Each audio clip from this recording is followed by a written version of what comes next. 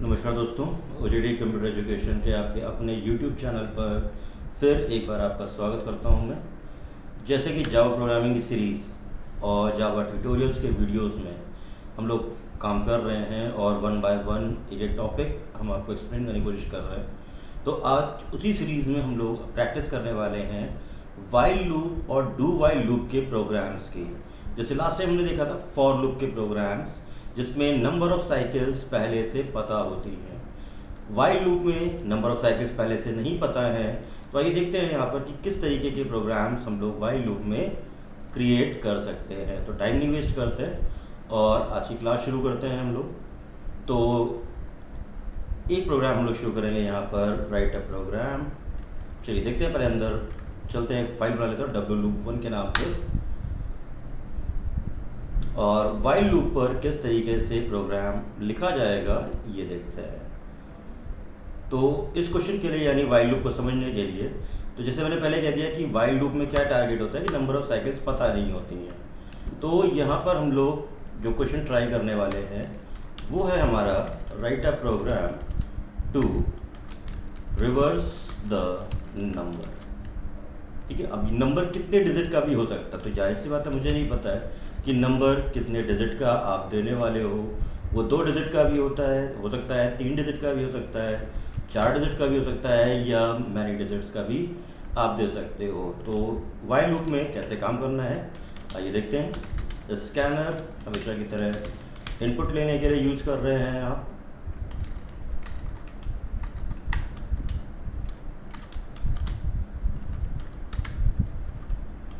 int num for number comma digit, क्योंकि उसके में क्या करना है, वन बाय वन रिवर्स करने के लिए डिजिट बाहर निकालनी होगी। नंबर रिसीव करते हैं हम लोग, एंटर वैल्यू इन नम।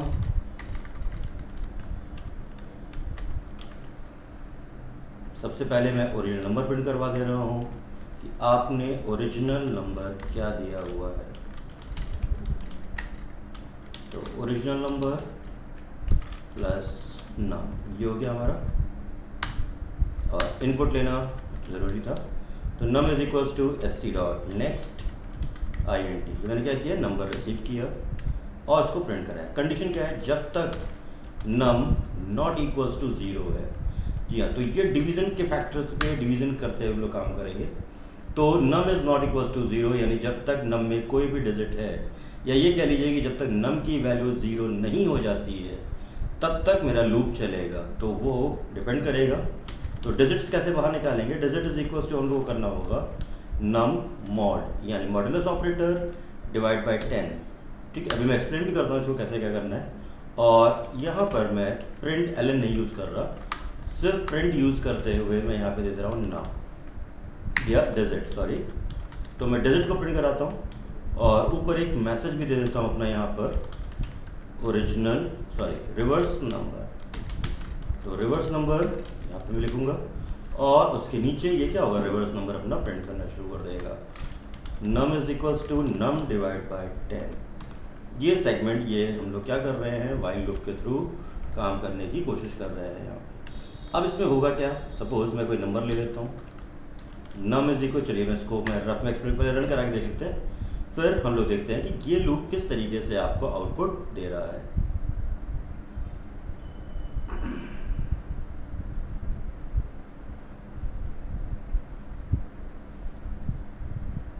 दीजिए एंटर वैल्यू इन नम, तो मैंने दे दिया 853, आंसर आएगा 358।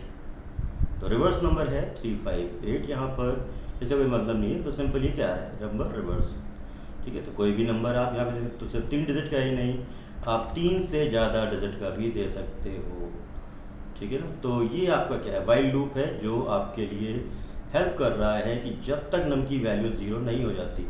तो अगर 3 डिजिट का है तो 3 डिजिट के बाद 0 हो जाएगी, 4 डिजिट का है तो 4 डिजिट के बाद। तो नंबर ऑफ डिजिट्स हमें वैसे भी नहीं पता है, तो तब तक चलना है जब तक नम की वैल्यू 0 नहीं हो जाती है। अब ये सेगमेंट कैसे काम कर रहा है, सपोज मैं यहाँ पे आता हूँ, मैं एक नम की वैल्यू सेट करता हूँ यहाँ पर आपके लिए 753।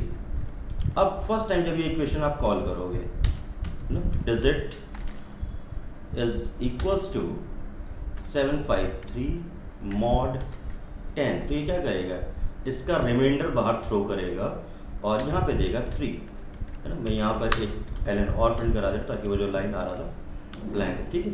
3 दे दिया। अब मुझे यहाँ पे क्या चाहिए होगा, रिमेनिंग डिजिट्स चाहिए होंगी।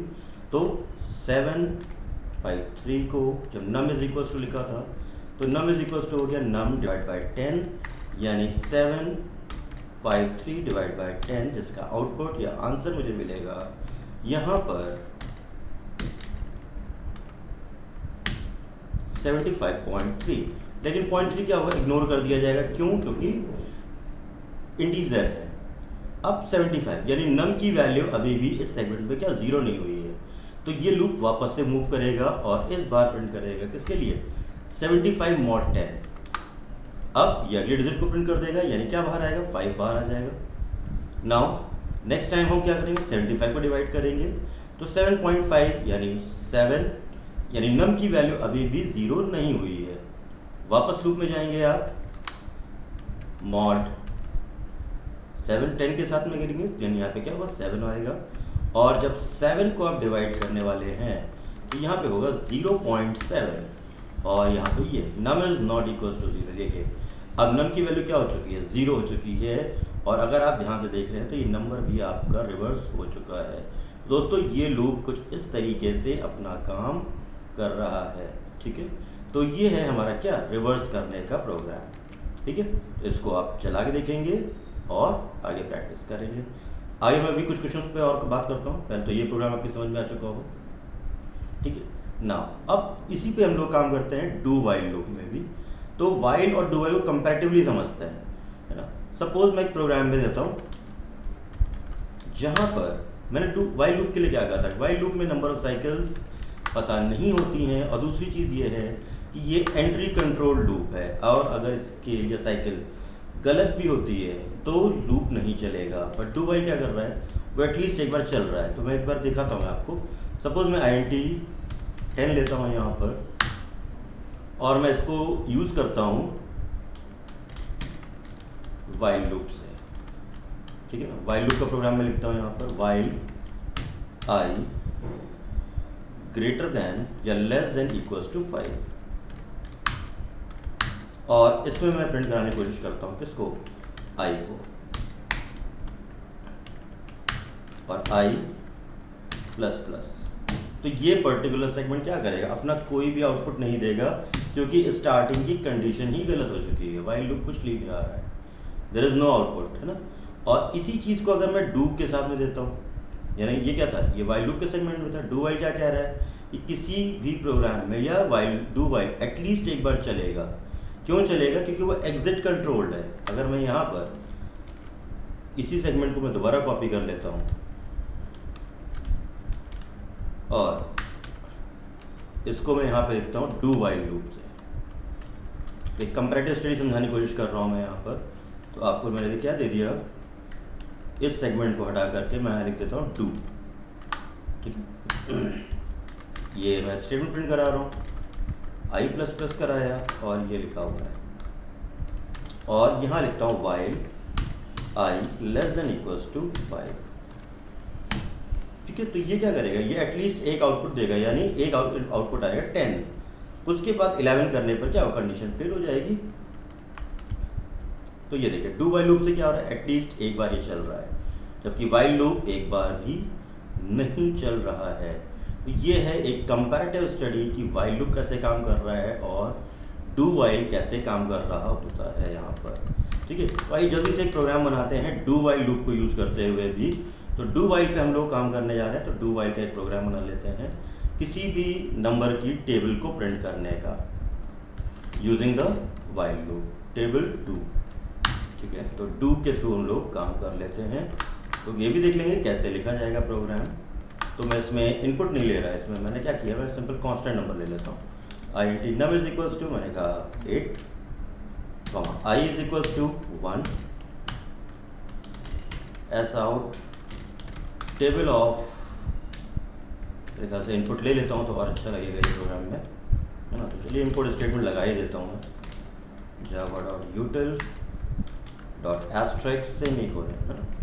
और स्कैनर भी ले लेते हैं फिर, जब इतना कर ही रहे हैं मेहनत। तो स्कैनर के थ्रू काम करते हैं। S C is equals to new scanner system dot in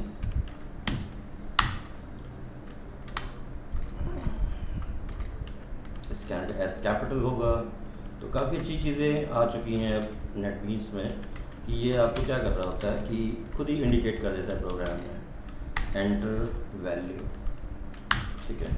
num is equals to S C dot next I N T, ये लिया। तो मैं यहाँ पे दे रहा हूँ टेबल ऑफ नम, तो यहाँ पे क्या होगा, नंबर लिख के आएगा किस नंबर की टेबल प्रिंट हो रही है, और डू नम इंटू आई, ये लिया। और आई प्लस प्लस करते हैं, और लूप कहाँ तक जाएगा टेबल का, तो आपको पहले से पता है, while I less than equals to 10। तो ये है प्रोग्राम को डू वाइल से लिखने का तरीका। तो टेबल का प्रोग्राम हम लोगों ने पहले भी बनाया था, ये देखिए फॉर लूप से हम लोगों ने बनाया हुआ था लास्ट टाइम, है ना। तो इसी चीज़ को आज मैंने कैसे बना दिया, डू वाइल से ट्राई करके दिखाया, तो कैसे सेगमेंट लिखना था। कुछ और मॉडिफिकेशंस करने हैं तो आप थोड़ा सा और अच्छा स्टैंडर्ड दे सकते हो।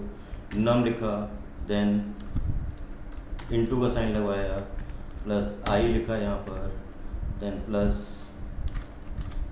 इक्वल साइन, थोड़ा गैप दे देता हूँ मैं यहाँ पर, और प्लस ये, ठीक है ना। तो ये तो आउटपुट फॉर्मेटेड आउटपुट भी दे दिया मैंने एक यहाँ पर। चलिए रन करा के देखता हूँ। तो डू वाइल में यहाँ पर तो 5, ये रहा 5 के टेबल ऑफ 5 वन 5 एंड और। अब इसको भी प्रॉपर देना है तो आप क्या कर सकते हो, स्लैश टी वगैरह लगा सकते हो। यहाँ पे स्लैश टी इधर लगा लेते हैं, एक स्लैश टी इधर। तो देखिए प्रोग्राम बनाने का मेन होता क्या है कि आप बनाओ चाहे जैसे भी, बट मुझे या कस्टमर को वो चीज़ एक बार में क्या होनी चाहिए, परफेक्ट दिखनी चाहिए। अब ये देखिए थोड़ा सा और सही लगने लग गया ये, है ना। तो ये क्या है हमारा डू वाइल का प्रोग्राम। तो दोस्तों इस सेगमेंट में हम लोगों ने बात की हुई थी किसकी, वाइल लूप और डू वाइल के प्रोग्राम्स की। तो वाइल लूप को कैसे लिखना है उसका एक प्रोग्राम हम लोगों ने किया, नंबर को रिवर्स करके, ठीक है। और डू वाइल पे मैंने बात की आपसे है जिसमें टेबल को प्रिंट करने का और उसकी कंपैरेटिव स्टडी दिखा दी कि वाइल और डू वाइल कैसे बिहेव करते हैं, क्योंकि वाइल का जो आउटपुट आ रहा है इस समय वही फॉर का भी आएगा। अगर आप फॉर से भी यही चीज़ लिखोगे तो भी कोई आउटपुट यहाँ पर नहीं आएगा, ठीक है। तो अब आप यहाँ पर दोनों कंटेंट या दोनों लूप्स, तीनों लूप्स को समझ चुके हैं कि वो कैसे काम करेंगे। तो वाइल लूप में मैं कुछ और प्रोग्राम्स आपको लिखवा दूंगा यानी बनवा दूंगा, और आपको सिखाऊंगा कि कैसे वाइल लूप के आप और भी सेगमेंट पे काम कर सकते हो, जैसे आर्मस्ट्रॉन्ग नंबर हो गया या कुछ। तब तक के लिए कीप लर्निंग, प्रोग्राम्स की प्रैक्टिस करिए, और जो प्रोग्राम्स मैंने आपको बनवाए हैं उनको एक बार खुद से सिस्टम पे रन करा के ज़रूर देखिए, क्योंकि देखने के बाद प्रैक्टिस करने से ही आप अपने आप को स्किल्ड कर पाएंगे। So please keep learning, keep skilled. Thank you.